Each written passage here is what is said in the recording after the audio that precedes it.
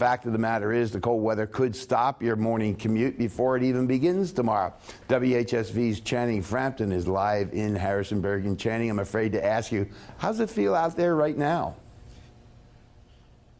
Well, George, like you said, it is cold. You can see my breath coming out here. And we wanted to make sure that the cars were working here in the WHSV parking lot. So we're checking this battery. It's running just fine. This car we started up a little bit ago. It is running just fine, but these single-digit temperatures are an issue. I want you to take a look behind me. This 0-degree weather that we're expecting tomorrow morning can lead to a 60% drop in your car battery's effectiveness. That's because the oil in the battery needs more energy, about twice as much energy, to start your car in the morning. So if you're going to start your car tomorrow morning, here's a tip. Turn your air conditioning or your heat off and turn your radio off. That's going to require less energy for your battery to start the car in the morning. You'll have a better chance of getting to work. Now, something else this weather also has an impact on are your tires. Take a look at these tires. They're inflated okay right now, but every time the temperature drops about 10 degrees, you lose around 2 pounds of air pressure in your tires, which means your tires will be underinflated, which means that they will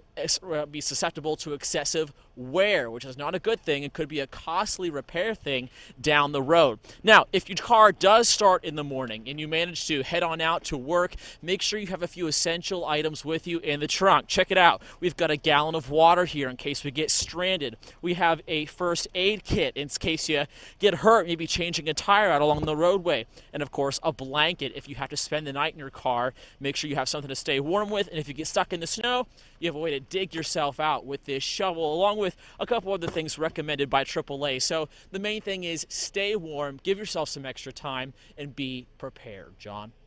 So if you do get stuck on the way into work with all these cold temperatures out there, what help is available? Well, AAA says that they helped about 760,000 people just last winter alone, with people getting stranded and needing help with their cars. So my advice is to find a towing company, get in touch with AAA, put their number into your cell phone so you can call them in case you do get stuck and you have help ready to help you out.